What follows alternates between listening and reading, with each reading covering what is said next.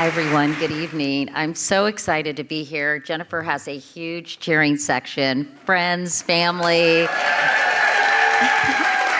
So nice to see so many people come and support you. I think it's on, actually. Oh, okay. Yeah. Thanks. Anyway, first and foremost, congratulations on an exceptional book, New York Times bestseller, an incredibly reported book with deep reporting, and such an important book. So let's start by asking you, Jennifer, how you got interested in this subject.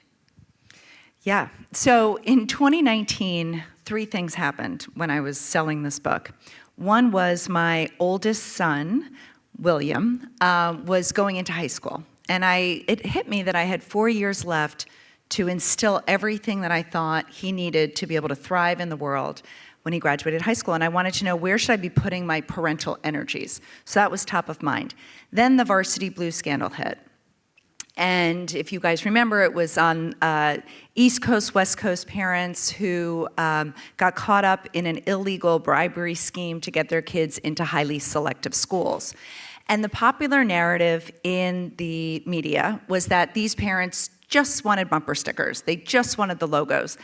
And something just wasn't sitting well with me. I felt like there was something deeper there that I wanted to explore. And then the final thing, in 2019, I wrote an article for the Washington Post about how students attending what researchers call high achieving schools, those are public and private schools around the country, where kids go off to, selective four-year colleges, and those schools have rich extracurricular offerings.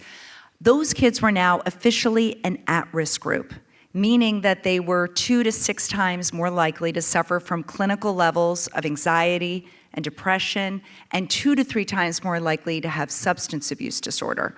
And my kids go to these high-achieving schools, so I wanted to know what could I do? I want to make sure that we have plenty of time for audience questions as well. I know you all got cards, but this book and this topic really strikes a nerve, especially among parents and kids, I think, in this neighborhood in particular. So please feel free to write some questions, and I want to get to as many as I can from you. In your introduction, you addressed the question of privilege, and I wondered how you would deal with this, actually, and whether we should be focused on the suffering of the, quote, top 20% of Americans. And I love the quote that follows by a researcher named Sunya Luther. She told you, "No one is putting pain on a scale. A child in pain is a child in pain, and neither chooses their circumstance." So as you were saying earlier, this group of students are at such high risk, but did you have any trepidation about focusing on what a lot of people would consider a very privileged population? Yeah, so I asked her that question, which is why she came back at me with that quote. And what she was saying is, pain is not a zero-sum game. And just because there are students suffering, students are now suffering on both ends of the economic spectrum. So I think it's important when we're talking about these kids to make it clear that we are not looking, or the researchers that I interviewed, we're not looking for funding or any government supports for these kids because their parents can afford it. What they wanted was attention. They wanted parents to be aware of this, to understand what was going on in these schools, in these environments, and to raise awareness. And I like that no one is putting pain on a scale, which is so true. These kids and their parents shouldn't be ignored just because they have means, because in some ways it exacerbates the problem. Can you talk about, Jennifer, the specific issues that the children of highly successful parents may have? Yeah, so it's something that in the book I've termed the encore effect, which is a particular burden when you are raised, every child wants to be able to replicate their own childhoods for their kids. But when you are in these high-achieving communities, these affluent communities, it really narrows the kind of jobs that these kids can work. And one student that I interviewed told me about how when he was in 8th grade, he said to his mother, "Mom, I want to be an architect one day. Where could I live?"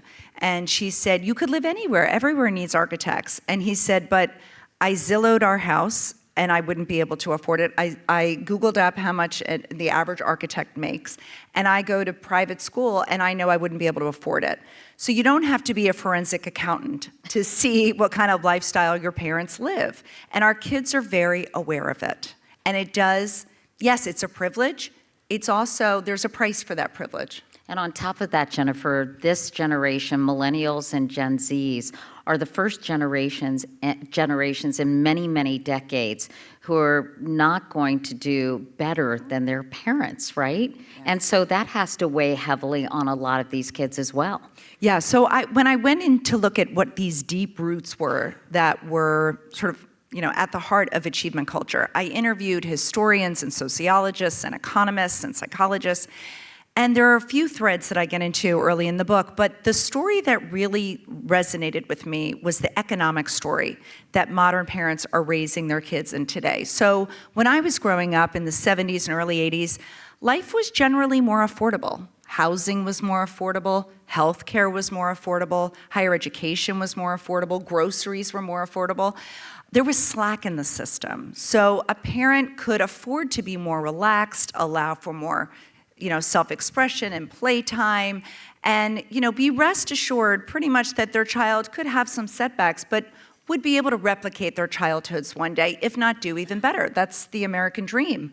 But as you point out, that dream is due for a revision. We are seeing the first generation that may not do as well as their parents. I want to talk about some of these macro forces that are contributing to this sort of insanity, if you will, in a moment. But you interview a lot of kids, and many of the stories are really gut-wrenching. They were unbelievably honest with you about what they were experiencing. Can you tell us about some of those kids? And you traveled all over the country, and we'll talk about that, about how this is a problem not simply in New York City.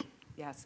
So I start the book talking about Molly, who was one of the early interviews for the book. And what struck me so much about Molly, well, I'll tell you her story, and then I'll tell you what struck me. So she and I were talking, and she was describing how at her competitive public school in Washington State, that her classmates basically went to bed at 3 a.m. or woke up at 3 a.m. To get all of their work done and all their extracurricular activities. So when I said to her, "What time do you go to bed?" she said, sheepishly, midnight. She's like, "I'm not a night person." So first of all, red flag. I'm not a night person. I go to bed at midnight. And sometimes I wake up at 5 a.m. to put the finishing touches on a paper or to study for a test. And I said to her, "How, as a varsity athlete, could you practice and play on 5 hours of sleep?" And she said to me without any irony, "Those days I run the laps with my eyes closed." And I thought, oh, wow. And here's what struck me about her story. She considered herself tempered when it came to achievement pressure compared to her classmates. There was another story early on in the book about a mom who really thought she was doing the right thing, and it really backfired on. She thought she was interested in what her son was doing, and she kind of took all the joy out of learning for him, and it had very painful ramifications for her and her son. Right? Yeah, so this was a mother that I also met early in the process, and she was so open with me. I was so stunned. So she invited me to her home, and we sat over a plate of tea and cookies. And she talked about how when her son was in middle school, they had this wonderful, warm relationship. She thought she was a good parent. They would do Monopoly after school. They would ride their bikes. And he tested into a gifted program at the school, the gifted track. And so she started then getting this social contagion from the parents in that class saying, "Well, are you doing, Saturday Russian math? How is he spending his summers?" And she said, you start to really doubt yourself as a parent if you're not doing everything you can do to support your gifted child. And unfortunately, what happened was she was so consumed with her own parenting And was she doing things right that she completely missed that he was melting down, that the pressure was too much? It was his senior year. He was applying out. He stopped going to school. He dropped out. He got therapy and medication. He was able to graduate. He went off to a school that was only an hour or two away in the next state. Freshman year, he stopped going to class. The pressure built up again, and it took him 9 years to graduate college. So she's telling me this story, and we're sitting on the couch, and I find myself like moving in closer to comfort her. And she looked me in the eye, and just a reminder, my William was just starting high school. And I said, I was like, I put my hand on her arm, and I said, I understand you, I'm so sorry. And she said, I have made so many mistakes. I have so many regrets. And I just remember like a chill going up my spine that this woman was sharing her deepest, darkest moments with me. What I took away from it was something a researcher said, which was parenting is not about the parent. And she had made parenting about her, and because of that, missed out on all of the signs her son was giving her that it was too much. And, I think a lot of, since your book came out in late August, I mean, the response has been incredible. There are so many parents who really are desperate to figure out a way, to raise their kids, to give them healthy childhoods, but also to compete. And that kind of brings in the macro factors. And I thought it was really important because everybody blames social media. And while we can talk about that in a moment, there are a lot of other extenuating circumstances that are creating this pressure cooker for parents and for kids. And those include, income inequality, a scarcity mindset, and being how we're all hardwired to seek status. So can you talk about, Jennifer, some of those external factors that are freaking everybody out? Yeah. So first I'll start with the status idea, which I found really fascinating, that we are evolutionarily wired to seek status. And so our brains actually, when we are in a status ascent, our brains release this like really pleasant cocktail of, neurochemicals. Yeah. And when we are in a status descent, which could be as little as getting a bad table at a restaurant, or being seated at the wrong table at a party, or, our kid not starting the game, or getting rejected from the University of Michigan, whatever these things are, we actually have these painful chemicals, and whether we're aware of it or not, we react on it. So if we're in a status descent, we will sometimes do things that are not in our long-term interest just to squash that painful feeling. So, whether we like to admit it or not, we all are status seeking. And actually, I have a quote from an expert who said, even people who argue that they are not status seekers, if you put them in a room, they will create a status based on how anti-status they are. That we are just wired that way. And for a lot of parents, especially parents in affluent communities, many parents went to these highly selective colleges at a time when the acceptance rate was 20%, 25%. And so I think for a lot of parents, not coming to terms with the idea that their child may not be able to replicate that feels like a drop in status. And what I have found, especially with this uncertain economic future that is facing our children, that many parents today think of college as a kind of life vest that they can put on their child so that no matter what's happening in the future, that child will stay afloat. But unfortunately— You call it a personalized safety net, I think, in the book. Exactly. Yeah. That parents, particularly mothers, are, because there are few social safety nets in our country, mothers in particular are tasked with weaving individualized safety nets to protect each one of their kids. That is the basis of intensive parenting, and it is exhausting. And I'm sure we'll get into why that's not only not great for our kids, it's also not good for us. But I will say, in terms of the college idea, that, whether we're aware of it or not, we're thinking that we're doing our kids a service by trying to strap that logo vest on them to protect them. But unfortunately, what I saw in my reporting and what we're seeing in the research is that life vest is becoming more like a lead vest and drowning too many of the kids we're trying to protect. Why is that? Well, because we're not setting them up developmentally for what they can do. And we'll get into sort of the solution of the book, but the solution of the book really looks at the underpinnings of what child development is. Mm-hmm. And what's happening is we, as so many schools and so many parents, are skipping developmental milestones and just trying to shoehorn their kid into a specific school, and that child drops out, suffers from extreme anxiety or depression. I mean, I don't know if you guys have seen this, but colleges are now accepting kids for sophomore year and saying if you go somewhere freshman year, you're a guaranteed transfer. And why do you think that is? Because so many kids are dropping out. Right. So, and it's not the researchers who studied this population, it is not just get them into college and it'll be fine.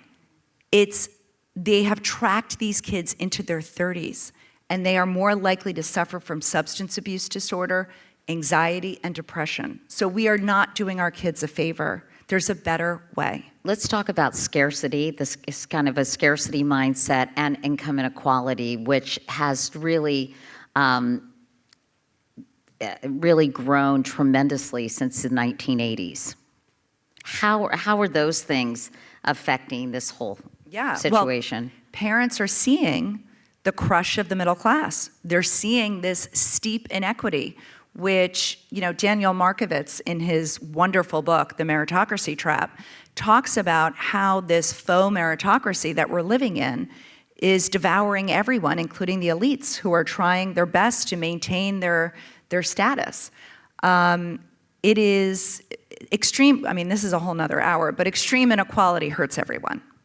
Right. And I think parents are absorbing those messages, and what's happening is they are passing those fears and anxieties about the future through their parenting, and the children are absorbing it. And if you see the cratering of the middle class, you think, well, we've got to make sure they maintain a certain level, yes, or it's going to be curtains, right? Right. They have nowhere to go but down. And it's always been the job of a parent to prepare a child to thrive when we're no longer around. But never has that future felt so uncertain and so fraught. And what about the scarcity aspect of it too, Jennifer? Well, the scarcity is whether it's perceived or real. Scarcity lights up our brains in ways that are similar to a scarcity status descent.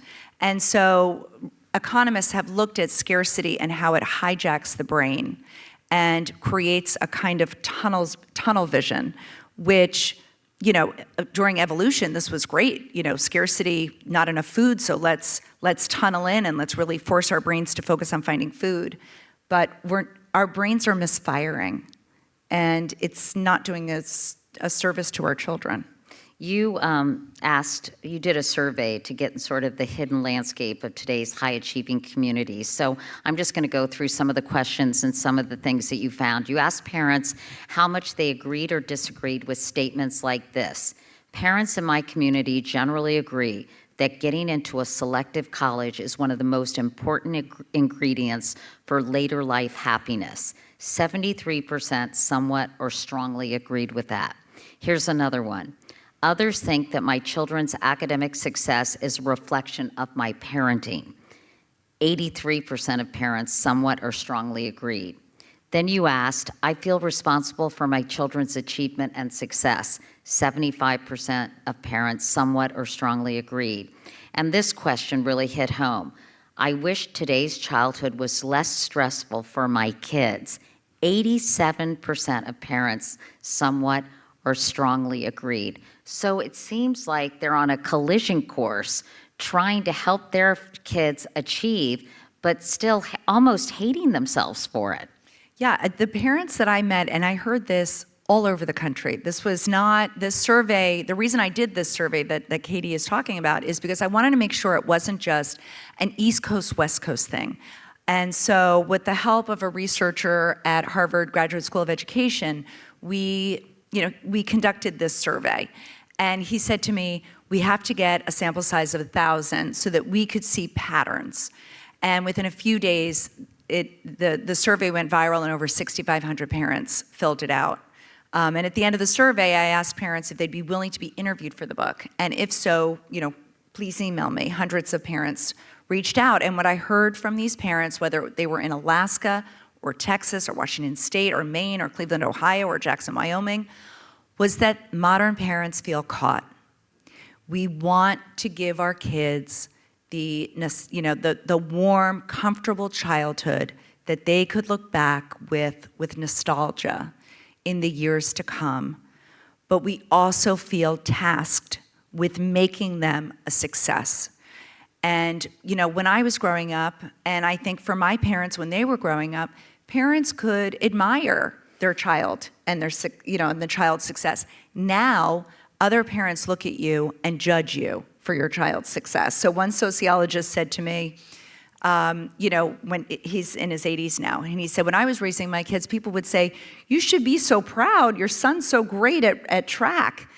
And now his son is raising children, and he overheard a parent say to his son, so what'd you do? How'd you get him to run like that? So it's so hyper-competitive. Hyper-competitive, and the idea that these children, which is not true, are blank slates, that it's up to the parent to program and get them running faster, doing higher math, that children are not blank slates. We're going to get to some of the solutions in a moment, but I want to talk about social media because you do believe it's part of the problem but doesn't tell the whole story. Do you think there's too much attention being paid to the dangers of social media, but at the same time, didn't so much change for kids and for parents once the iPhone was invented? It seemed like my daughter, who is 31, actually 32 now, always says, Mom, I wish I had been raised in the 70s like you were, 60s and 70s. And she said life was so much simpler then. And I even see a difference between the role of social media in my 27-year-old's life versus my 32-year-old's life. And it's gotta exacerbate all this pressure and anxiety. What role do you think it's actually playing? Yeah, so the research on social media is very mixed and new. So where I come out on it, and it's similar to what I've spoken about this with Lisa D'Amour, who's a fabulous child psychologist, which is the idea that social media certainly can be an accelerant and a magnifier. So if your child is not doing well offline in their real lives, if they're consumed with envy or making a lot of social comparisons, they most likely are using social media in a way that's not helpful to them. But social media, what scares me about this new narrative that it's all about social media is that I fear it's going to take parents' eye off the ball. That wouldn't it be great if all of this was just because of social media? I would love that. That would be great. So what do? You just shut it down. That doesn't get to the root. When I think about social media, I think about smoking. Remember, when Camel cigarette, when everybody was smoking and then they put those warning signs on. Smoking was killing you, but what was at the root of smoking? Why were people smoking? Anxiety, trying to feed that anxiety. Lose weight. To lose weight, anxiety, that never enough feeling. I feel like it's the same thing with social media, that it is filling an unmet need. And that unmet need is the need to matter, to feel valued for who they are. And so they are searching for external validation through likes, through if only they could dress like this person or look like this person or. But it makes sense that somebody who is highly competitive, prone to envy, feeling less than, that those feelings are exacerbated through social media. Yes, and the psychologist that I interviewed gave me great advice, which was to pay as close attention to your children's online world as you do what's going on at the cafeteria table. Take it as seriously. Let's talk about sort of some of the problems that, I'm a parent. I have, as I said, 2 daughters. They went to private schools in this neighborhood, so I kind of saw firsthand, and I think it's honestly only gotten worse. And it is such a rat race, and I wanted to ask you about the role of the schools in this, these high-achieving schools, because they often brag about the number of kids they send to Ivy League schools or highly selective schools as a way to attract more students and parents who are going to pay a lot of money every year to send their kids to these schools. Can anything be done about that? Oh, I think things are already being done about that. I think schools, I have yet to meet an educator in all of my years, including researching this book, that went into education for something other than for altruistic reasons, to help children, to help raise the next generation. I think educators feel caught, just like parents. I think schools, especially private schools, have to answer to the boards. But I think what schools are seeing is this crisis, and they are looking for solutions. And there are solutions. I hope we're going to talk about the good stuff. Don't you worry. Such a downer. But I promise. Colleges, you write this. Colleges know that scarcity serves as a proxy for desirability. Increasing their enrollment capacity to meet rising demand would only harm their status. Instead, some schools go to great lengths and expense to court students whom they know they will ultimately reject, a technique known as attract to reject. The more applicants a school turns down, the higher it rises in the selectivity rankings. When I read this paragraph, I wrote gross in the margin. Of course, the Common App has made this even a bigger problem. And it really disgusts me that these colleges encourage kids who they know they're not going to accept to apply so they can look even more selective. It's so disgusting. So what do we do about that? It is. It's perverse. I think there are even more perverse things. Maybe not. Maybe we don't have to weigh it. Maybe it's also perverse. Yeah. Is the idea that we have very highly selected colleges that have endowments that are the size of small countries, and yet we have not expanded the class sizes. And I think that's a crime. And Daniel Markovits, who again wrote the Meritocracy Trap, he's fabulous, he says, and I think I agree with him, that colleges that do not spend their endowments should lose their nonprofit and charitable status. And what he believes that we should hold schools accountable to expanding their classes and to admitting more children from the bottom 2/3 of the socioeconomic classes, and that they should operate, and we should hold them accountable to be the social mobility engines that they claim to be.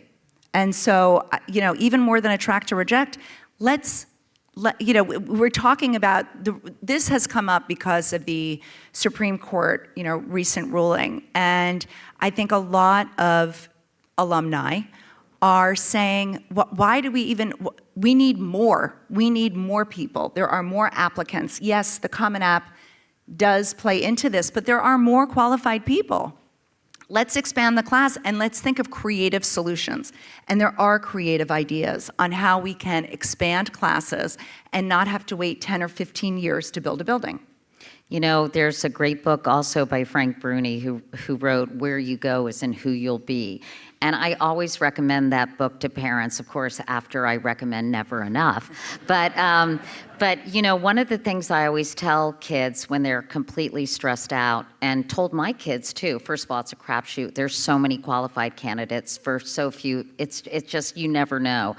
But I mentioned that most CEOs went to state schools, and I also talk about people like Howard Schultz and Bobby Brown, who are fabulously successful, passionate about their work, and didn't go to these fancy, prestigious schools. So how can we widen the aperture for parents and students in terms of what one should really be looking for when it comes to a college education? And I think we all fall victim to this status trap, and we want to put that, whatever you call it, the stencil thing on the back of our cars that say Harvard, Princeton, or Yale, and we feel superior when we do that. But it's just so,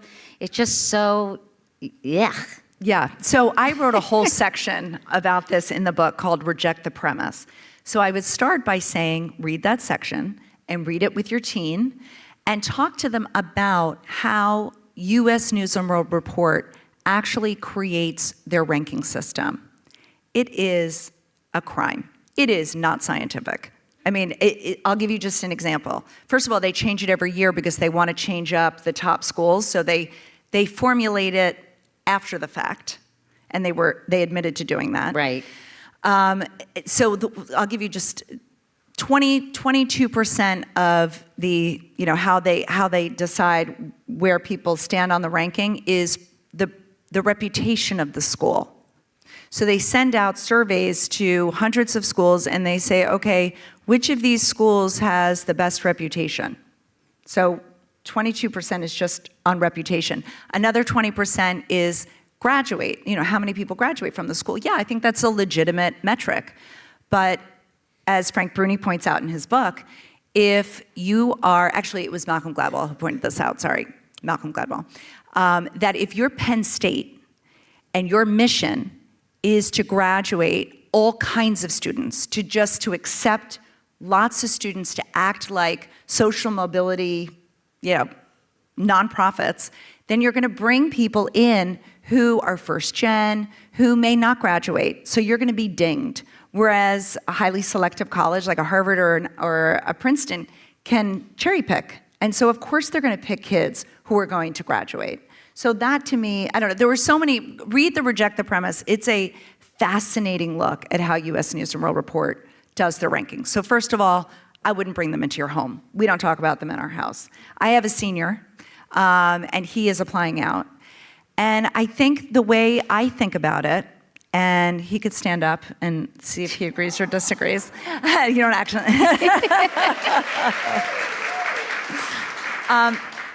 In our house, first of all, my kids have met people from all different schools. I mean, one of my very best friends, who Katie Spikes, who passed away a couple of months ago, one of the best people I've ever met in my entire life. Her friends are here.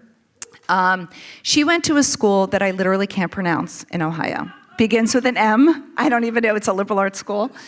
But she was one of the most successful people I had ever met. And she was successful at her work. She was successful in her marriage. She was successful as a parent. She was successful as a friend. She gave back to nonprofits. She lived to me what a successful life is.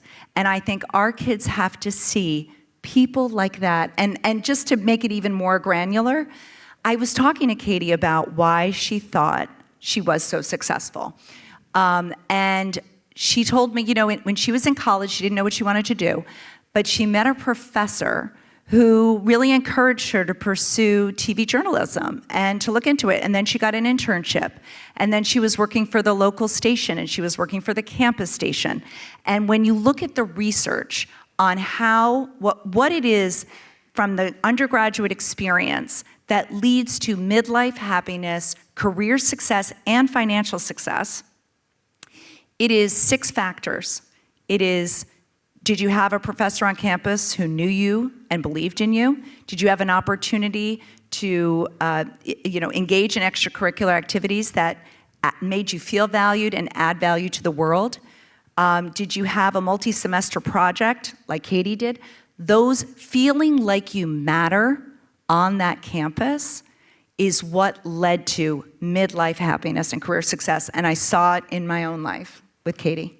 Well, let's move to mattering, Yes. because I know that that's something you're working on, something that you're passionate about. And I have a quote from a talk you gave in Boston, where a friend of mine attended and raved about it and texted me and said, "I'm so excited that you're interviewing Jennifer. She was amazing in this presentation." So you were nice enough to send me your remarks. So I'm going to quote a couple of them. You said that to this group of educators, who she said were nodding their heads the entire time, "When we talk about the pressure, anxiety, and depression that so many of our kids are struggling with today, what we are really talking about is an unmet need to feel like we matter unconditionally for who we are deep at our core, away from the trophies, the likes, and the acceptance letters." You go on to say, or you went on to say, "Mattering is being hailed by researchers around the world as a powerful antidote to much of what ails our society today. The loneliness epidemic, rising rates of anxiety and depression, and substance use disorders among adults and youth." So tell us more about mattering and explain what it really means. So for the book, I went in search of the healthy strivers. I wanted to know what, if anything, they had in common. What did their parents focus on at home? What was school like? What were their relationships like with their peers? And with the help of a researcher at Baylor, we found about 14 or 15 things that these healthy strivers had in common. And I detail it all in the book, but it really boils down to this idea of mattering. They had a high level of mattering. Mattering is feeling valued for who you are deep at your core, away from your trophies, away from your acceptance letters, and also being relied on and depended on to add meaningful value back to your families, to your friends, to your communities. So the kids I met who were thriving had this high level of mattering that acted like a protective shield. It didn't mean they didn't have setbacks or, that they didn't experience failure and disappointment.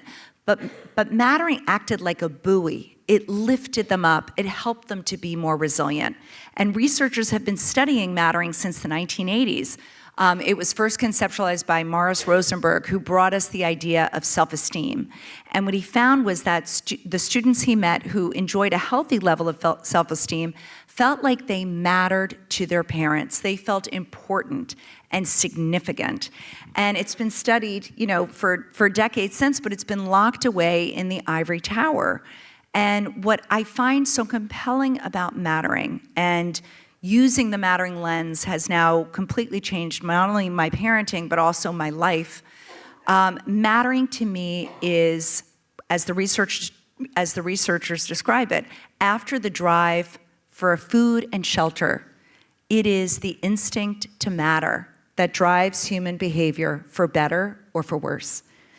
Okay, I'll bite. How do you create the feeling that someone in your life, whether it's your child or a friend or a parent, whomever, that they matter? How do you do that? So you do it in two ways. I can give you, first of all, you can make, for young children, you can make the thinking around mattering visible. And I'd love to give this example that a mom that I met showed me. When her kids came home disappointed, failed at something, were rejected by a friend, she'd reach into her wallet and she'd grab a bill. And she'd say to her child, "Do you want this money?" And they'd say, "Yeah, sure." She'd say, "Okay, hang on." She'd wrinkle the bill, she'd put it on the floor, stomp it with her dirty shoe, dunk it in a glass of water, and then hold up the bill. And she would say, "Do you still want this money?" And the child would say, "Yes." And she said, "Your worth, like this bill, does not change whether you've been knocked down, whether you feel wrinkled up inside, whether you are soggy. Your worth is your worth, no matter what." And that is such a countercultural idea. I mean, I think we used to, I don't want to, I think when we were a more religious society, people felt like they mattered, or when we had neighborhoods, or when we had bowling leagues. We had people naturally in our environments that made us feel valued for who we were at our core. And we were given opportunities to add value to other people. Now we are siloed, alone in our homes, these sort of one-family villages trying to be everything to each other, and it's very, very hard. So how do we make someone feel like they matter? It doesn't take much. It doesn't take much. It's acknowledging their presence. It's saying their name. It's remembering something that's important to them or something that they like and mentioning it. It's making people feel like they bring your life value. I still don't know how to do that very well. No, I mean, and I like the $20 bill thing, that's great. But there's gotta be other things, Jennifer, it seems to me, that we're missing, is it because we're, all the worth we're placing on other people is all based on, the achievements, the Exactly. the winning the track meet, the being invited to the right party even, some of that status stuff that you talked about earlier. I mean, what other ways can we really, can we see people our kids at their core and express appreciation? There's gotta be some more. Okay, so I'll give you another example. What I say in the book is get a PhD in your child. And what I mean by that is the self becomes stronger, our value, our mattering becomes stronger, less by being praised than by being known. So what I mean by that is, and what the psychologists that I interviewed for the book talk about is, we feel like we matter when people know us and value us unconditionally, when they know our flaws and yet they still love us anyway. When we feel known and we don't. The kids I met who were suffering the most felt like their mattering was contingent on their performance, that they only mattered when. The other group of kids who were suffering, and this surprised me, but it makes perfect sense, is kids who felt like they were important at home. Their parents told them that, but they were never relied on or depended on to add meaningful value back to anyone other than themselves. And so what these kids lacked was social proof that they mattered.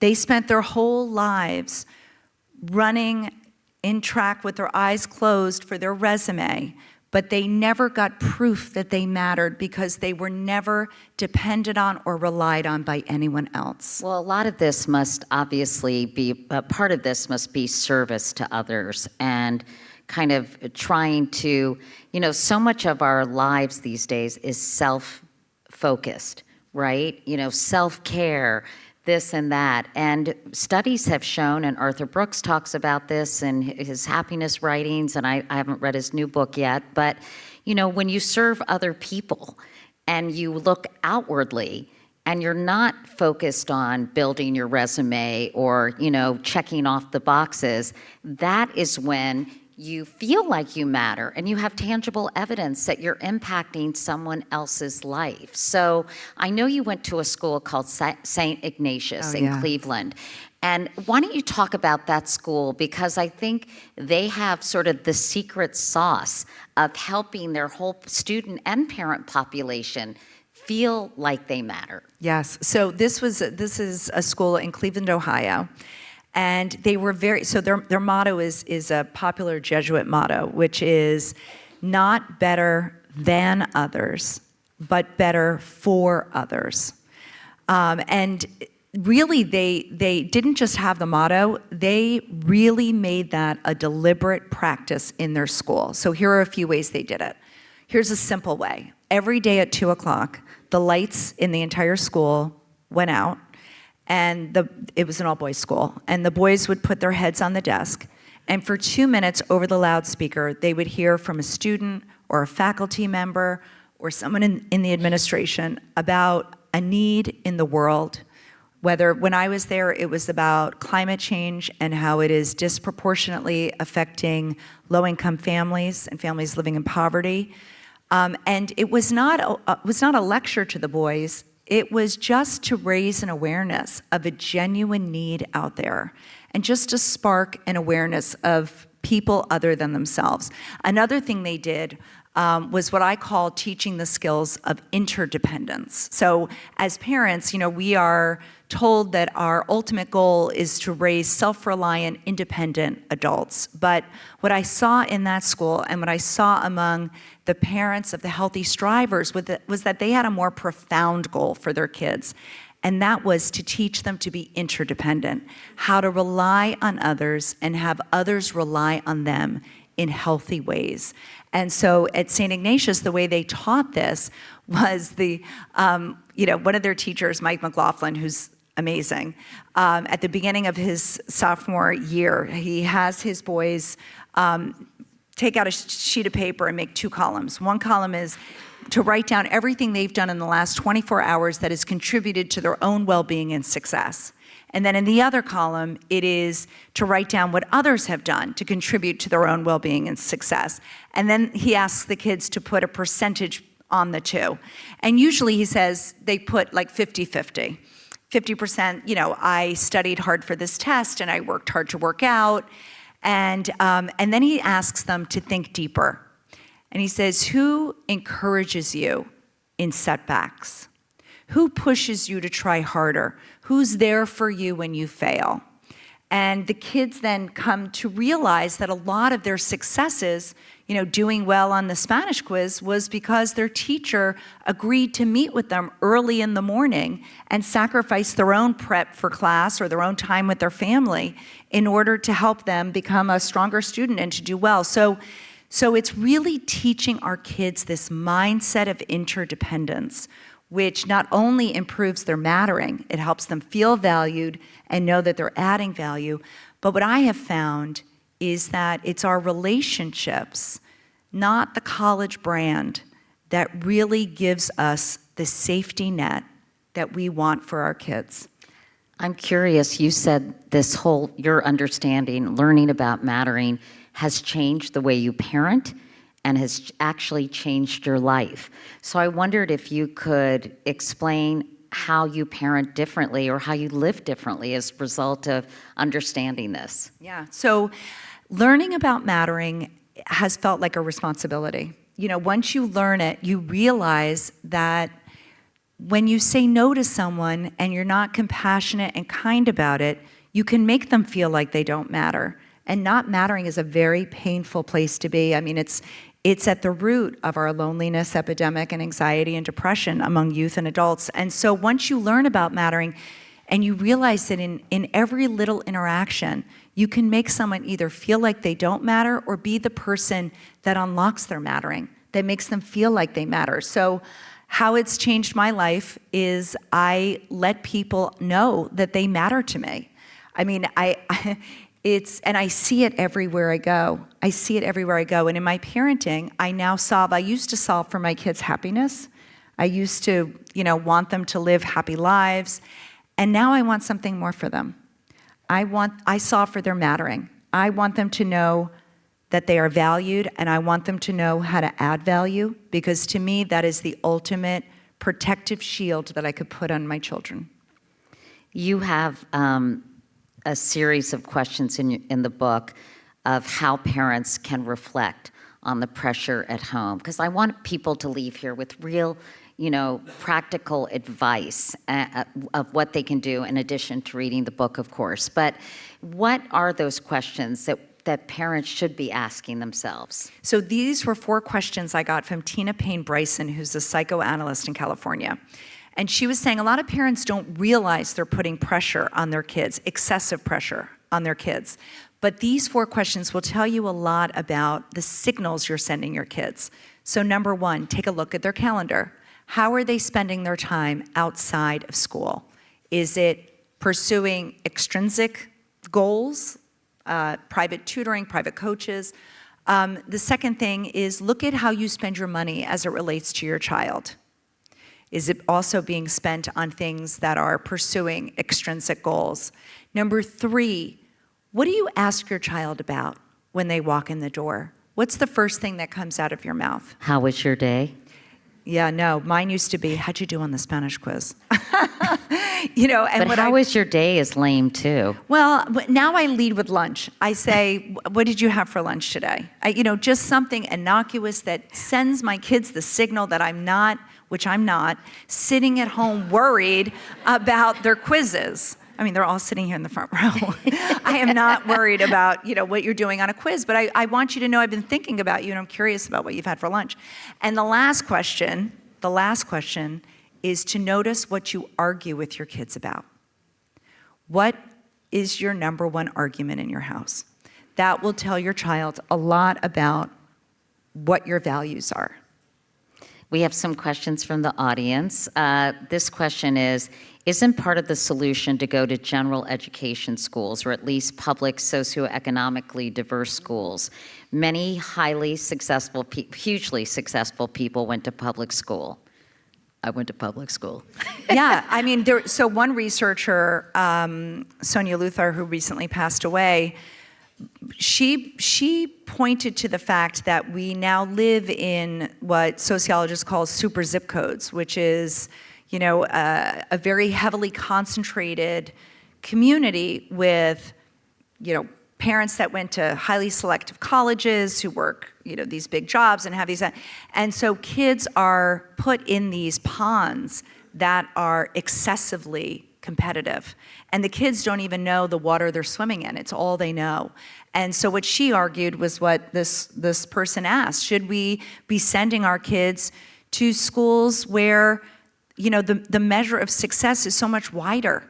Is it a classmate who's going to become a plumber, or someone who's an extraordinary carpenter, or an incredible artist, or an incredible cook? That there are so many different ways of defining success. But when we send our kids to these schools with these narrow bands, these narrow definitions of success, they feel like they have to break their necks to distinguish themselves. So yeah, I think that is an antidote. Someone asked, what should the priorities be when our kids enter high school? This is the mom of a 9th grader. Oh, so I will tell you what I heard from Sonia Luthar, who is the leading researcher. She passed away, but she was the leading researcher in resilience, one of them in the entire world. And she said to me a phrase that I asked her as my William was going into freshman year of high school. And she said, home should be a haven from the pressure. That our kids are getting pressure from their classmates parents, from social media, from the larger culture. Our kids know we want them to be successful. They have no doubt about that. Home needs to be a place to recover from the stress. Home needs to be a place where our kids don't feel like they need to prove their worth ever. So how do we do that? In the words of Sonia Luthar, we minimize criticism and we prioritize affection. And what does that look like? Minimizing criticism doesn't mean not having standards for your child. Having standards shows your kid that they matter to you. You are invested in them and their successful future. But instead of having, shiny outcomes in your mind of what they should be achieving, focus instead, the psychologist told me, on how the work gets done. So as parents, we can scaffold our kids and teach them sort of good work hygiene. Here's how we get homework done in our house. You get a short break after school or after your after-school activity, and then you got to tackle it. And I don't want, especially for a freshman, I don't want your phone on your desk or in your room, have it charging in the kitchen, and go and check on it as much as you want, but I want you to learn how to study and not be distracted. So giving our kids those skills. And then when it comes to prioritizing affection, it is greeting our children at least once a day like the family dog greets us, that just with total joy. Our kids so infrequently see how much joy we get from them because we are so tired as parents and we are just trying to get through the day and through the list and through the things that have to get done. But if you can just once a day light up and let them see the joy that you have because they are in your life. So that's what I would say to this mother. Make your home a haven from the pressure. Know that your child knows that you want them to be successful. Scaffold them with support. Minimize criticism. prioritize affection. Isn't it hard, though, to make it a safe haven when, as soon as they get home, they have 6 hours of homework, they're studying for a test, they're maybe doing some kind of sporting thing, and they're exhausted? I mean, that's really hard to do, isn't it? It's really hard to do. So I have a chapter in the book just on this called Confronting Grind Culture. And I interviewed really wise parents all around the country and talked to them about how with some students, particularly students that are hyper interested in being successful and hyper achieving, sometimes as parents we need to put up guardrails and we need to say to them, you know, here are sort of the rules in our home. You need to have enough time for sleep, 8 to 9 hours a night. You need to have downtime every day. You need to have time with your family and time with your friends. So what I have come to realize as a parent is that it is my job to teach my kids while they are in my life how to build a life that they won't need drugs and alcohol to escape. And the way we do that is not by supporting every achievement endeavor.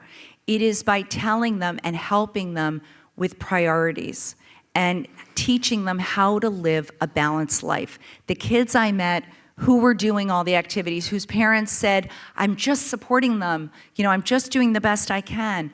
Those were the kids who told me on the weekends they were drinking to black out. They were drinking to escape. They did not know how to have downtime, how to protect themselves. They didn't know how to matter to themselves.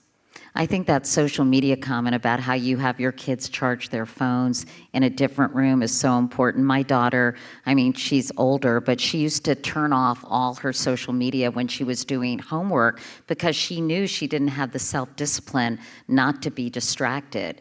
And, you know, there's been so much research on your ability to be a deep thinker. You need a half an hour. And if you're constantly going from device to device or from a book to a device, you cannot get into that period of deep thinking.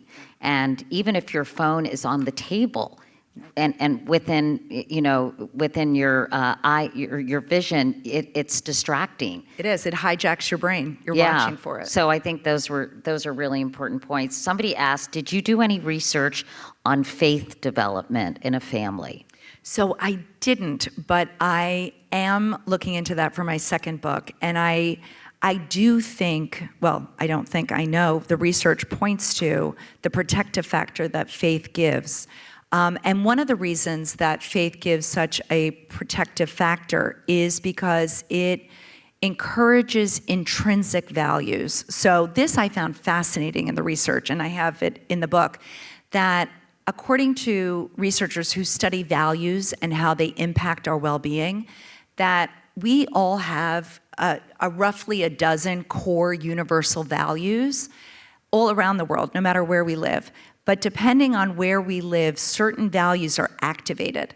So researchers who study it sort of cut these values up into extrinsic values like career goals, you know, financial success, material success, versus intrinsic values, which is having a relationship with God, being a good citizen, being a good neighbor, being honest. And values operate like a zero-sum game. So the more time and energy you put into pursuing extrinsic values, the less time you have in your life to pursuing intrinsic ones. And here's why that matters. Because extrinsic values have been found to be heavily correlated with negative mental health issues, anxiety, depression, and substance abuse disorder. So what the researcher Tim Kasser, I have this scene in the book where I call this guy and I say, okay, I'm raising my kids in New York City and, you know, they go to competitive schools, you know, short of moving out, what can I do to really protect them? And he said, I don't buy the premise of your question. He said, if you knew you were sending your kids to a school that had lead in the waters or asbestos in the air, you'd move them out. He said, so I don't buy the fact that, you know, I don't buy the premise of your question. I got all red. Thank God we weren't Zooming. And then there was like this really awkward pause, and he said, but if you are going to stay, then you need to be very focused on encouraging intrinsic values as much as you can within your home, not only in how you act and model, but you need to be explicit with your kids. And he said we should be talking about values and what we value every day. The way we talk about drugs or alcohol or sex, it needs to be 100 one-minute conversations, not one 100-minute conversation. That's good advice. What about parents who may need a reset? I know plenty of parents during the college process who were like, I am not going to get sucked into this. I'm not going to discuss it. My child isn't going to discuss where he or she is applying. We're going to really stay away from it. And somehow, they start getting sucked into it, and they do feel that they're either proud or slightly embarrassed if they're asked, where is little Tommy going? Not little Tommy, because he's a high school senior at that point, but where's Tom going to college? And they're like, ugh, or la, la, la, And so how do you kind of talk to parents and make sure that they stay centered and that they don't get sucked into the rat race of kind of going to a prestigious school for their kid? I am so glad you asked that question, because next to mattering, which was a huge revelation for me, the second most important finding in my research, one that surprised me the most, was that, and the college process can really, there is a social contagion in the air. It can be it could really put parents in a frenzy. And so what the researchers, and kids in a frenzy, and what the researchers told me was the number one intervention for any child in distress is to make sure the primary caregivers, most often the mother or the father, that their well-being and their support system and their mental health is in check. Because a child's resilience rests on the resilience of the adults in his or her life. And adult resilience does not, the multi-billion-dollar self-care industry would love to sell us this idea, light this $60 candle, buy this, delicious bubble bath, download this meditation app, drink this tea, and you'll be resilient. Those are stress reducers and great little luxuries, but those will not give you the resilience, according to decades worth of resilience research, that relationships do. So adult relationships, our resilience rests on having one or two or three people in our lives outside of our homes who we can open up to, who we can say we're stressed, we don't understand why we're feeling these feelings about college, and how to have people who see us and know us that we can be vulnerable to, that we can be shored up and more resilient. And it's not that the parents I met in these high-achieving communities didn't have friends, but what I saw so often is that they didn't have the time or the bandwidth to invest in their friendships so that they could be sources of support for one another when they're struggling. So this is not a put your oxygen mask on first. This goes deeper than that. This is have one or two people in your life who can see you struggling for air and who will put that mask on for you. And how important is it for your kids to see you having those relationships so they sort of absorb the importance of building those relationships for themselves? I mean, I think modeling and being open and showing our kids that we are not meant to do this alone. And here are my friends, here are the people I turn to. I mean, I certainly did that during COVID. I had, a group that we would Zoom once a week, and it was written in stone. And I would like to think that my kids saw that my kids see me leaning in on each other. I mean, I think about it when my youngest son during COVID lost a teacher to COVID. And which made me it was very hard, it was a very hard time. And what he did, because the school wasn't really doing anything about it, he started a house party, I don't know if you remember this, James, on his iPad. And he invited everyone in the grade to go on the app and talk about the teacher. and talk about what they were feeling. And oh my God, as a mother, this is my favorite mantra that I have adopted. It's from Ned Hallowell, who's a psychiatrist, and it is something I have adopted in my own life and in my home. It's our family mantra, which is don't worry alone. So I think if you in life don't worry alone and your kids know that they can't worry alone, I think that is the best preventive measure we could ever give our children. Someone asked if Trump's parents had read your book, do you think he'd be a different guy? We're not going to ask that one. I don't think he's the elephant in the room. He always shows up. We're going to not even go there. So Jennifer, because we're almost out of time, I think this is a good way to end. If you could provide only one piece of advice for parents, one piece of advice, what would that be? So the one piece of advice would be don't worry alone. But I want to give you one other piece of advice for when you are struggling and you are questioning your parenting. It's something Mark Brackett at the Yale Center for Emotional Intelligence said to me. He said, think about your children 10 or 20 years from now. Think about the story you want them to tell about their childhood and about their relationship with you. And then ask yourself if you're helping your child tell that story. That's something to think about for sure. I would hate to hear what my daughters say. Oh, God. Anyway, I wanted to remind everyone that signed copies of Jennifer's book are available in the lobby. Again, thank you so much for writing this. It's going to help so many families. So Thank you so much, Katie. Thank you guys so much.